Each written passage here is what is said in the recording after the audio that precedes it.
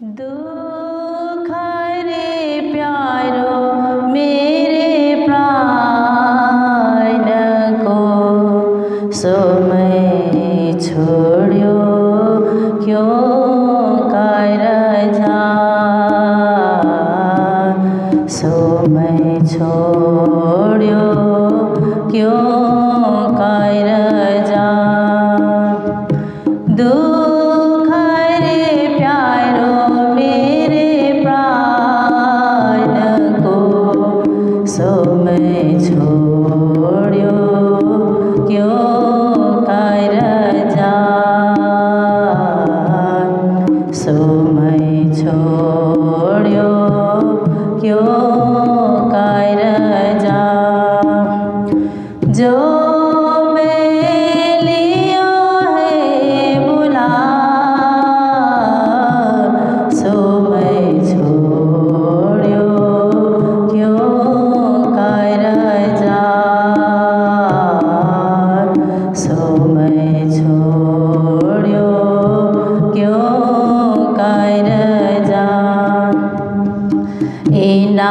अवसर दुख पाए और कहा जायत है तो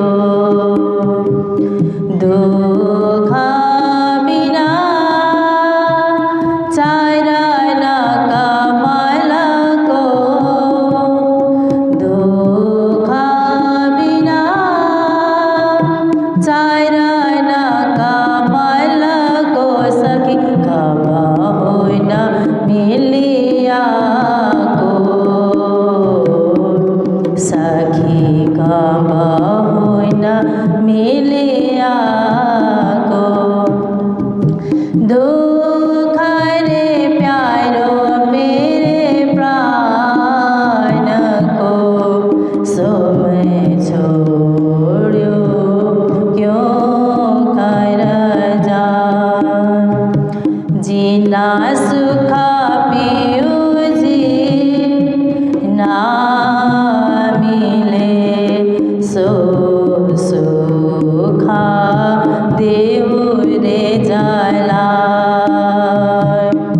जीना दुख मेरा पियो मिले मैं सो दुख ले बोला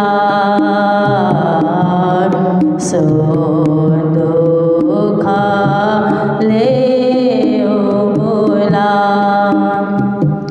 दुख रे प्यारो मेरे प्राण को सो मैं छोड़ो क्यों कर जा सो मैं छोड़ो क्यों कर जा दुख तो हमारो आर है और न को दुख खाए दुख तो हमारो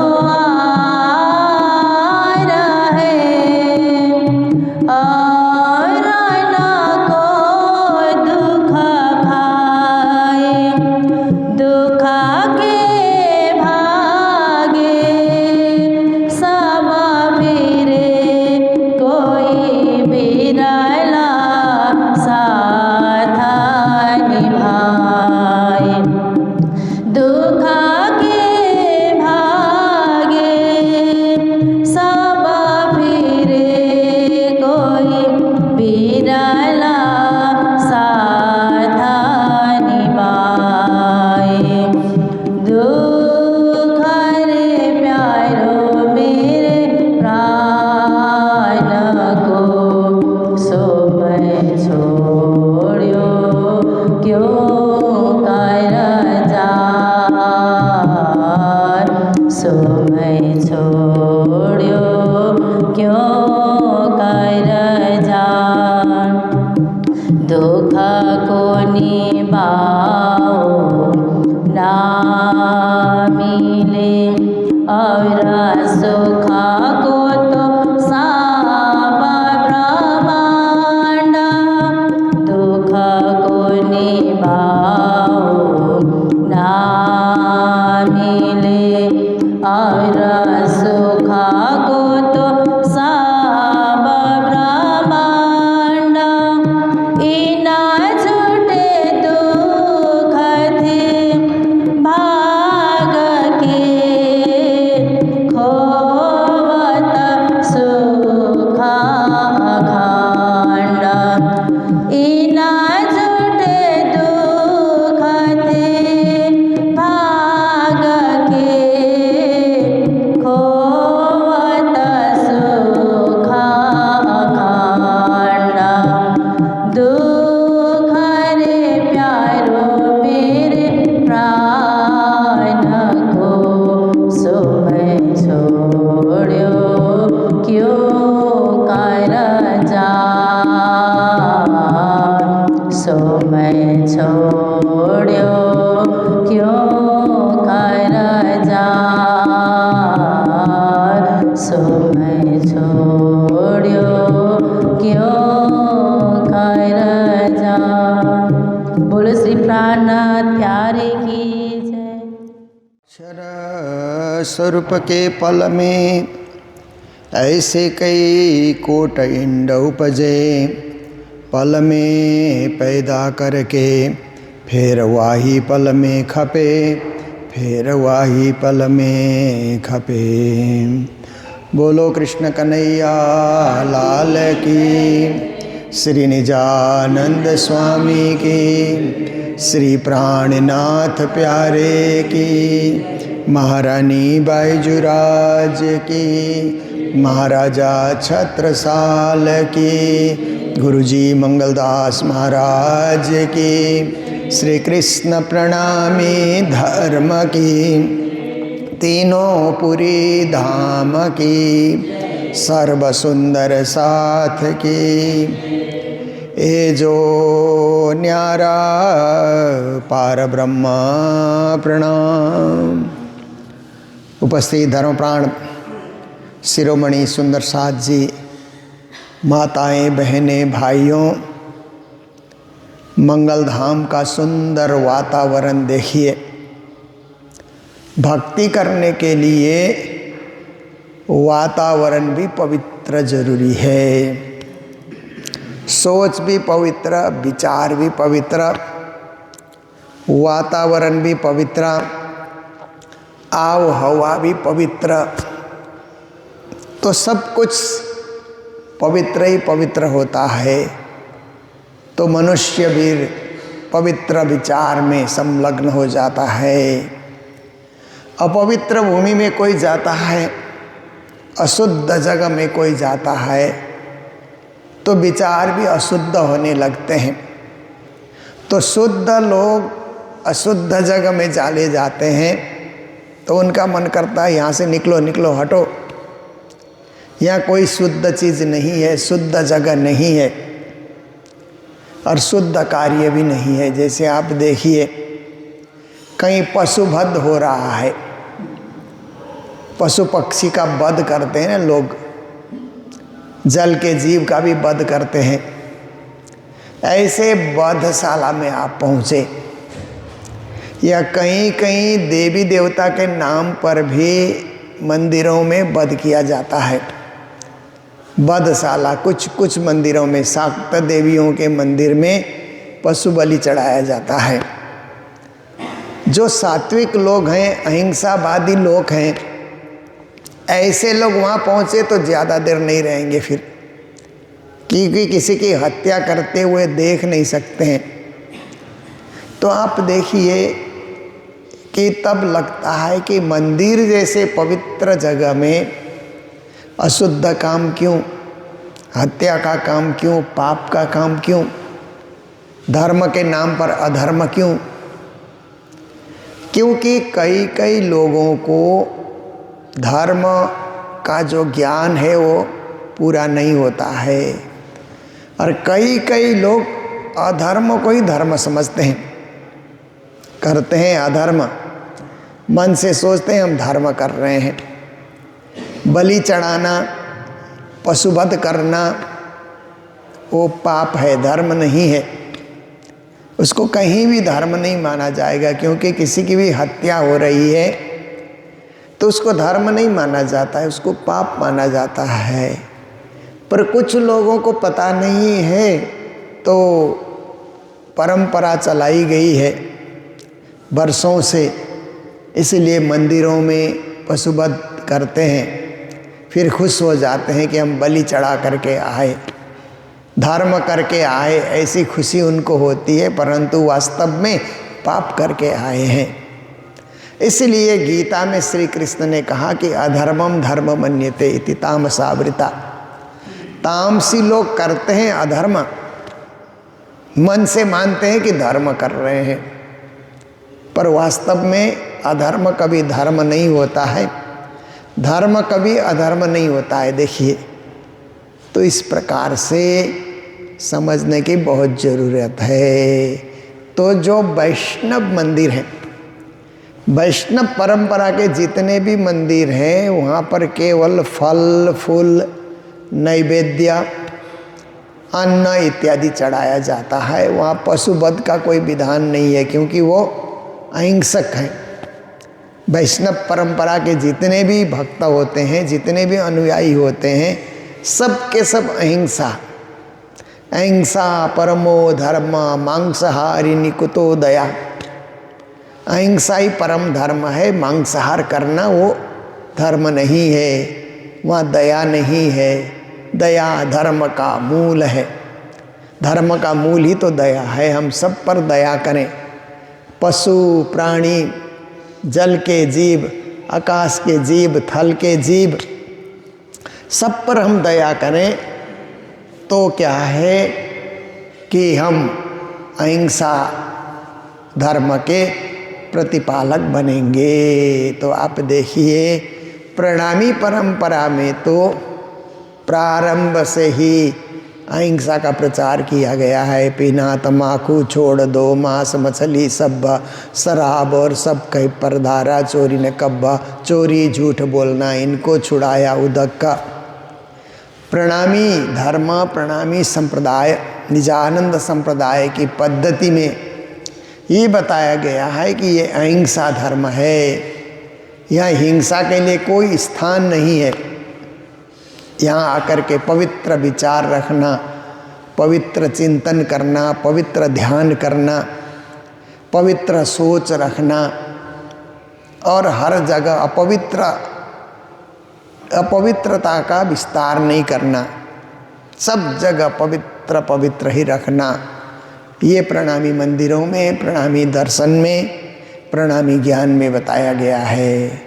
इसलिए मंगल धाम में हम लोग भी कोशिश करते हैं कि सब जगह पवित्रता हो, चलने में, फिरने में, बोलने में, कहीं भी हमारे से कोई गंदगी न हो, कचरा हम न फैलाएं, दुर्गंधी न फैलाएं, कहीं भी सफाई करें, शुद्धता से रहें, निर्मल हृदय बना करके रहें, और वातावरण को भी निर्मल बनाएं। जिस परिवेश में हम रहते हैं उस परिवेश को भी स्वच्छ बनाएं। कई लोगों का स्वभाव क्या होता है कि अपना कमरा तो सफाई कर लेते हैं और सड़क पे कचरा डाल देते हैं। कमरे की सफाई की और बाहर जो चलने की जगह है वहाँ पर गंदगी डाल देते हैं। पर ऐसा भी नहीं होना चाहिए। ये चलने की जगह भी मेरी जगह है, ये पूरे वातावरण में मैं चलते हैं, इसीलिए कचरा कहीं डालेंगे तो कचरादानी में ही डालेंगे, जिसको व्यवस्थित रूप से फेंका जा सके, गिराया जा सके। पर हर जगह हम कचरा नहीं डालेंगे, क्योंकि हमारे विचार में जब पवित्रता है तो वातावरण में भी, परिवेश में भी तो हम पवित्रता रख सकते हैं। ऐसा ज्ञान हमारे हृदय में होना चाहिए। और जो सर्वत्र पवित्रता का चिंतन करता है वही राज्य का प्रिय होता है, वही राज्य के चरणों का आश्रित होता है। तो हमारा प्रसंग चल रहा है, हम लोग कई दिन से श्री प्राणनाथ जी महाराज की वाणी जो है उसका आस्वादन कर रहे हैं और उसी का अर्थ हम समझ रहे हैं। भवजल चौदह भवन, ये जो प्रकरण हमारा चल रहा है कई दिनों से, इसी का आनंद हम लोग ले रहे हैं। क्योंकि यात्रा के दरमियान में तो वाणी चर्चा की व्यवस्था नहीं हो पाती है, तो वाणी सत्संग करते हैं। जहाँ भी हम यात्रा में जाते हैं तो वाणी सत्संग कभी घरों में होता है, कभी कोई हॉल में होता है, तो वहाँ पर वाणी सत्संग, वाणी की कोई चौपाई लेकर के सत्संग करना, उनको सत असत की व्यवस्था बताना, सत शास्त्र की महिमा बताना, सत परम धाम की महिमा बताना। और जहाँ मंदिरों में होते हैं तो वहाँ पर वाणी चर्चा होती है, वाणी के उस प्रसंग को आगे बढ़ाते हैं जहाँ पहले से हम चलाते आ रहे हैं। तो आज की चौपाई में श्री जी महाराज कहते हैं, ए जो न्यारा पार ब्रह्म इनकी भी नहीं, इनकी भी करी रोशन्ना। कहते हैं कि सद्गुरु देवचंद्र जी महाराज ने आकर के जगत में परब्रह्म परमात्मा का प्रकाश फैलाया, क्योंकि परब्रह्म के विषय में कोई बोलता ही नहीं था। एक कहा वेद कते बने, सो जुदा रहा सबन्ना, तिनको सारों ढूंढिया पर एक न पाया किन्ना। श्री जी कहते हैं वेद कतेब जितने भी धर्म शास्त्र हैं सभी ने परमात्मा एक है, मालिक सबका एक है, ऐसा करके उन्होंने निश्चित किया। परंतु वो एक की खोज नहीं हुई कि वो एक कहाँ बैठा है, उसका स्थान कौन सा है, उसकी महिमा क्या है, इस विषय में कोई खोज ही नहीं हुई। सो जुदा रहा सबन्ना, सब देवी देवताओं से अलग है वो एक परब्रह्म परमात्मा, वो अलग के अलग ही रहा। तिनको सारों ढूंढिया, सभी ने उस एक को पाने का प्रयास किया है अपने अपने मतांतर में, अपने अपने ग्रंथों में। सो एक न पाया किन्ना, फिर भी वो एक परब्रह्म परमात्मा छुपा ही रहा, उसके स्थान की महिमा किसी ने नहीं गाई। तो प्राणनाथ जी कहते हैं वो महिमा गाने का अवसर मुझे मिला है, उस एक परब्रह्म ने मुझे आदेश दिया है कि मैं उसकी महिमा गाऊं। और देवचंद्र जी महाराज ने भी उसी एक परब्रह्म परमात्मा की महिमा गाई और उनके उस प्रकाश को चारों ओर फैलाया, उनकी उस रोशनी को सर्वत्र उजागर करने का उन्होंने कार्य किया। ये जो अक्षर अद्वैत, क्योंकि अक्षर भी अद्वैत हैं, अक्षरातीत भी अद्वैत हैं। अक्षर अक्षरात में कोई विशेष भेद नहीं है, क्योंकि स्वरूप एक है, लीला दो ही। चौपाई ऐसी आती है, भगवान जी खेलत बाल चरित्र, अक्षर बाल चरित्र की लीला करते हैं, अक्षरातीत किशोर लीला करते हैं, फर्क इतना ही है। और दोनों का स्वरूप में भी कोई विशेष भेद नहीं है, कोई भेद नहीं है। बाप और बेटे की तरह या बड़े भाई और छोटे भाई की तरह जैसे दोनों में विशेष भेद नहीं होता है, इसी प्रकार से अक्षरातीत और अक्षर में भी कोई भेद नहीं है। पर हमारे समझाने वाले जो भी ज्ञानी मुनि इल्मी हमारे 400 साल में इतिहास में हो गए, उन्होंने अपने अपने ढंग से लिखा हुआ है कि साक्षात धामधनी श्री राज्य महाराज तो किशोर हैं, जैसे 16 साल का कोई लड़का होता है उस ढंग के राज्य महाराज हैं। और श्यामा महारानी भी किशोरी हैं, 16 साल की ही हैं।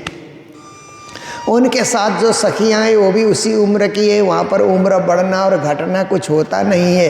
ये तो संसार में होता है कि 1 साल के बाद हमारी उम्र बढ़ जाती है और हमारे शरीर में विकृतियाँ भी बढ़ने लग जाती है। पहले का सुंदर सुडोल शरीर नहीं रहता है, उसमें कुछ न कुछ त्रुटियाँ आने लग जाती हैं। पर आप देखिए परब्रह्म परमात्मा एक रस, एक रंग, एक रूप, एक ढंग, एक ही अवस्था उसमें बने रहते हैं। इसलिए परब्रह्म परमात्मा उस रूप में है। फिर अक्षर के लिए हमारे ज्ञानियों ने कहा, इल्मियों ने कहा कि अक्षर 11 साल के हैं। राज्य 16 साल के दिखते हैं तो अक्षर 11 साल के दिखते हैं। और अक्षर की जो महालक्ष्मी है अक्षर के साथ विद्यमान, वो भी 11 साल की लगते हैं। और अक्षर के साथ जो सखियाँ हैं वो भी 11 साल के ही सब सखियाँ भी लगती हैं। वो बाल लीला है, क्योंकि 11 साल तक बच्चा बाल लीलाएँ करता है, 16 साल होने के बाद किशोर हो जाता है, फिर किशोर लीला उसकी शुरू हो जाती है। 16 साल के बालक को खिलौना दो तो उसको अच्छा नहीं लगता है, पर 11 साल तक तो लोग खिलौने से खेलते रहते हैं। कुछ इल्मियों ने उस उम्र को और कम कर दिया है, किसी ने 9 साल का बताया, किसी ने 5 साल का भी बताया है, अपनी अपनी सोच के हिसाब से। पर 5 साल का कहने से बहुत छोटा लगता है। 11 साल, अक्षर को 11 साल कहो तो ज़रा ठीक लगता है। गुरु महाराज श्री 108 मंगलदास से 11 साल का ही बताया करते थे। सब इल्मियों का, ज्ञानियों का अनुभव बटोर करके उन्होंने अपना जो अनुभव दिया, वो अनुभव 11 साल का अक्षर के लिए दिया और राज्य महाराज के लिए 16 साल का उन्होंने अनुभव दिया है। तो कहते हैं कि जो अक्षर है वो भी अद्वैत, अक्षरातीत भी अद्वैत, कोई भेद नहीं। अक्षरातीत में सत चिद आनंद है, वही सच्चिद आनंद अक्षर में भी है। तो इस तरह से अक्षर सृष्टि की रचना करते हैं, विश्व ब्रह्मांड बनाते मिटाते, ये उनकी लीला है। अक्षरात् संभवति विश्वम, ये उनकी लीला है। और अक्षरातीत धनी है तो किशोर लीला, आनंद भरी लीला, 25 पक्ष परम धाम में विचरण करना, अक्षर को आदेश देना, ये सारा कार्य पूर्ण ब्रह्म परमात्मा करते हैं। दोनों ही अद्वैत हैं। भी कहे तिनके पार वतन न, इसलिए जो परम धाम है पार वतन सुहागिन, ताकि नेक कहूँ निशान। श्री जी ने कहा ना, पार वतन करके जो कहा वो परम धाम के लिए प्रयोग किया गया है।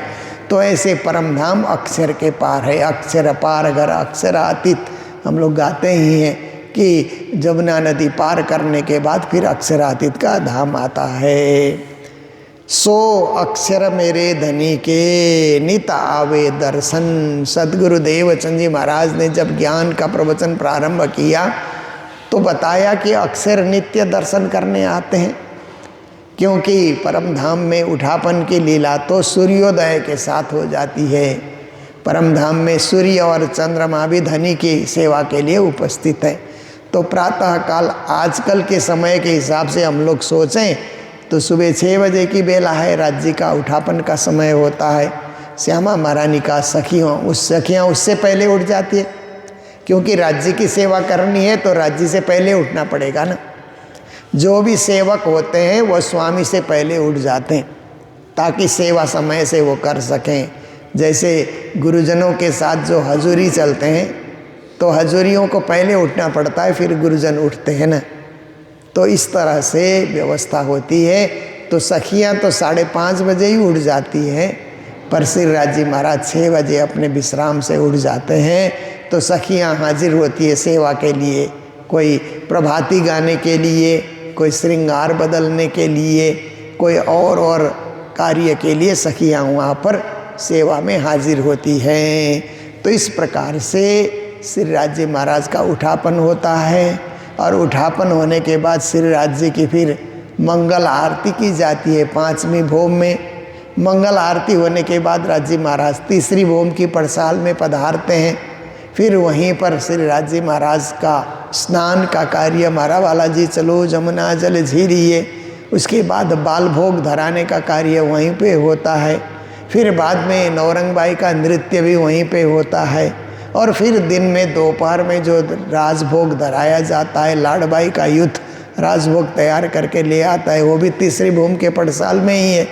फिर राज्य महाराज वहीं पे विश्राम करते हैं और वहीं पे विश्राम करने के बाद फिर 3 बजे राज्य महाराज फिर 25 पक्ष के भ्रमण में निकलते हैं। तब तक राज्य की लीला वहीं होती है। सुबह 6 बजे से दिन के 3 बजे तक 3री भूमि की पड़साल में ही संपूर्ण लीला होती है। तो ये राज्य की लीला है। और अक्षर भी 6 बजे उठ जाते हैं। अक्षर की महालक्ष्मी भी 6 बजे उठ जाती हैं।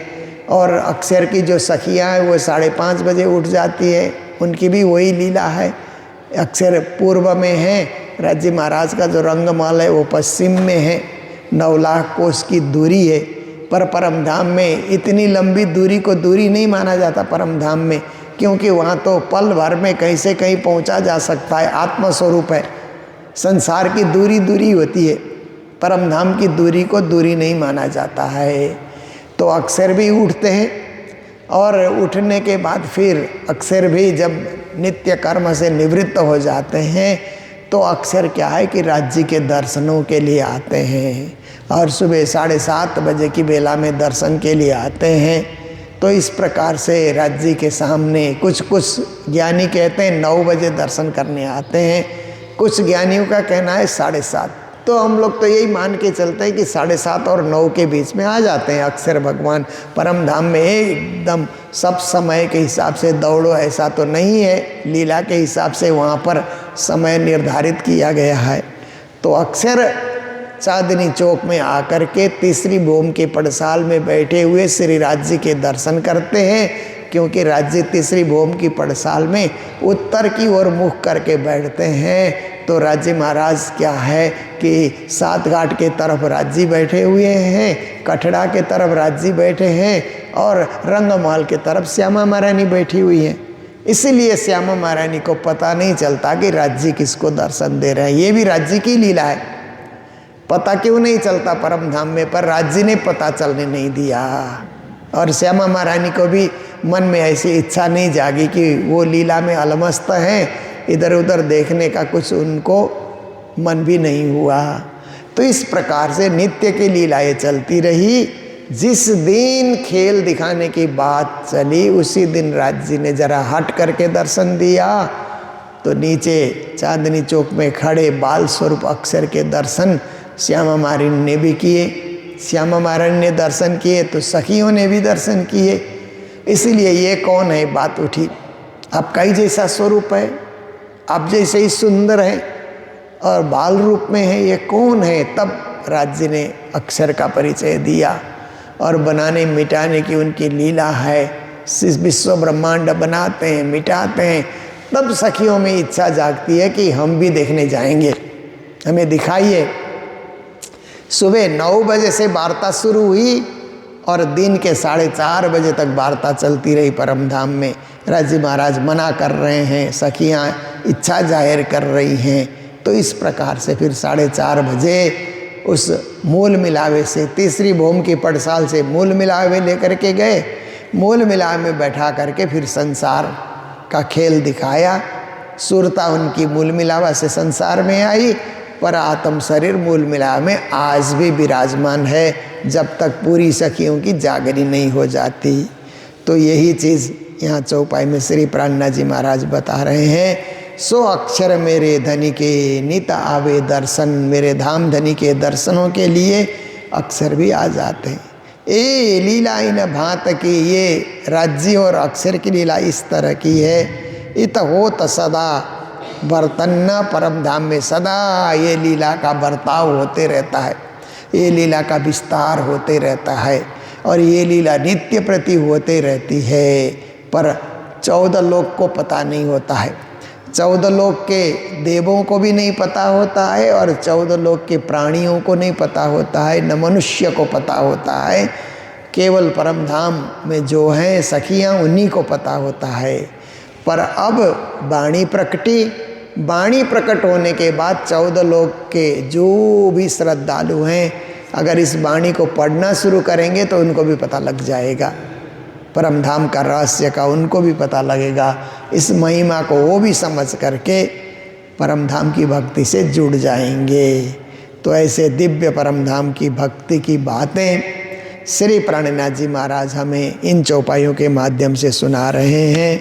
और नित्य की तरह आज का भी चर्चा का समय हमारा पूर्ण हो रहा है, तो चौपाई दोहराते हुए प्रसंग को यहीं विराम देते हैं। मंगल धाम में मंगल कार्य तो होते ही रहते हैं और मंगल धाम में बहुत सारे श्रद्धालु सुंदर साथ भंडारे की सेवा भी भेजते हैं। सभी सुंदर साथ सोचते हैं कि जन्मदिन आ रहा है तो मंगल धाम में ही विद्यार्थी रहते हैं, साधु संत रहते हैं, तीर्थ यात्री आते रहते हैं, तो भंडारा, जन्मदिन का भंडारा मंगल धाम में ही क्यों न दिया जाए। इस हिसाब से भी भंडारे की सेवा आती है। और कई लोग क्या है कि शादी का सालगिरह, शादी का वर्षगांठ बोलते हैं ना, सालगिरह बोलते हैं उसको, 1 साल पूरा होने के बाद भी कुछ न कुछ कार्य करते हैं। तो सोचते हैं कि क्या अतिरिक्त कोई कार्य करें, अतिरिक्त स्थान में जाएं, मंगल धाम में ही सेवा भेज देते हैं कि शादी के इतने साल होने पे ये सेवा हम भेज रहे हैं। और कई लोगों का क्या है कि कुछ अस्वस्थ हो जाते हैं, बीमार हो जाते हैं, तो भी मेहर सागर का पाठ करने के लिए मंगलधाम में आग्रह करते हैं और फिर उस समय भी भंडारे देते हैं। और कई कई लोग धाम चले जाते हैं तो भी भंडारे की सेवा मंगलधाम में करते हैं। केवल मंगलधाम में नहीं, और तीर्थों, तीनपुरी धाम में भी करते हैं। अपने नज़दीक का जो तीर्थ है या जिस तीर्थ के साथ आपका जुड़ाव बना हुआ है उस तीर्थ में सेवाएं भेजते रहते हैं। और फिर वार्षिक तिथियां आती है, माता जी की वार्षिक तिथि, पिताजी की वार्षिक तिथि आती है, तो भी भंडारे की सेवा बखत बखत पे सुंदर साथ भेजते रहते हैं। तो एक सेवा हैदराबाद निवासी बेला पीयूष साहा, उनके शादी के 40वीं वर्षगांठ पूर्ण होने के अवसर पर उन्होंने 6 तारीख के दिन सेवा उन्होंने भेजी है, दिसंबर 6 को। तो उनको भी हम मंगल बधाई देते हैं, मंगल कामनाएं देते हैं। और मैं जब यात्रा में जाता हूँ मंगलधाम से बाहर, तब भी भंडारे की सेवाएं आते रहती है, पर उन सब की सेवाओं को भी हम राज्य के चरणों में सुपुर्द करते हुए श्री राज जी उन सब को भी आशीर्वाद प्रदान करेंगे, मेहर बरसाएंगे, कृपा बरसाएंगे।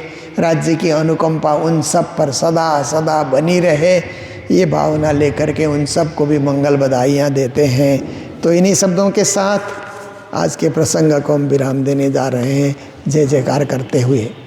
बोलो सतगुरु महाराज की, श्री प्राणनाथ प्यारे की, सर्व सुंदर साथ की, आज के आनंद की।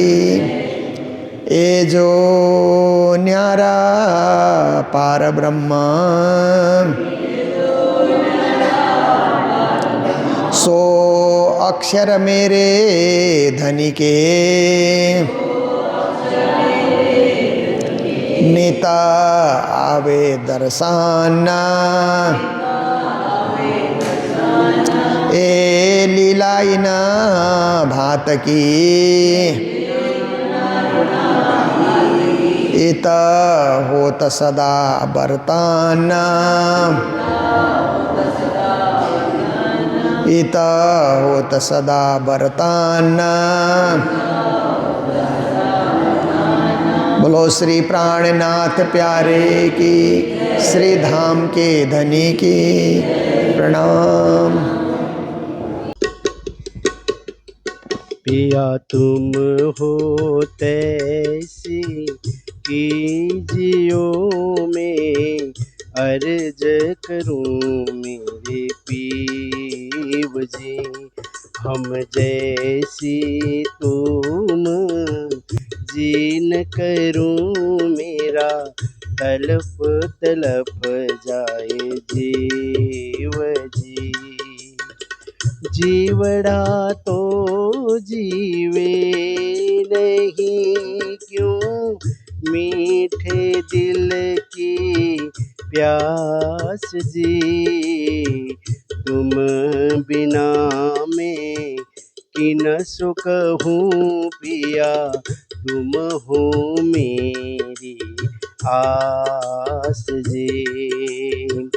आस वीरानी तो करूं पिया, जो कोई दूसरा होए जी।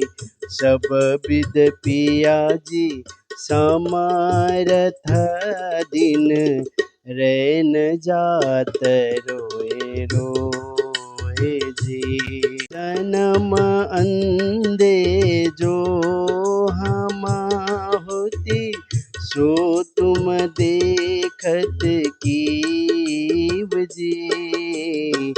जब तुम आप देखाओगे, तब देखूंगी नैनन भर रे। एति पुकार पिया सुन के, अब ढील करूं अब जीन जी। छिन छिन खबर लीजियो में, अर्ज करूं दुलहीन जी। अरज में तो करूं पिया, जो आड़ी भई अंत राय जी, सो आड़ी अंतराय टाल के दुल्हा लीजिए कंठ लगाए जी। कंठ लगाए कंठ सो पिया, कीजिए हास विलास जी। वार न जाए श्री इंद्रावती पिया, राखो कदमों के पास जी। तुम दुल्हा में दुल्हिनी पिया, और न जानो बात जी। इसक सो से वाह करूं पिया, सब अंगों साक्षात जी। सदा सुखदाता धाम धनी में क्या कहूँ इन बात जी।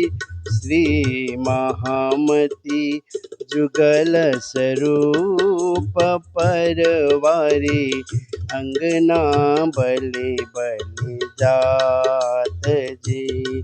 पिया तुम हो तैसी कीजियो में, अर्ज करूं मेरी पीव जी।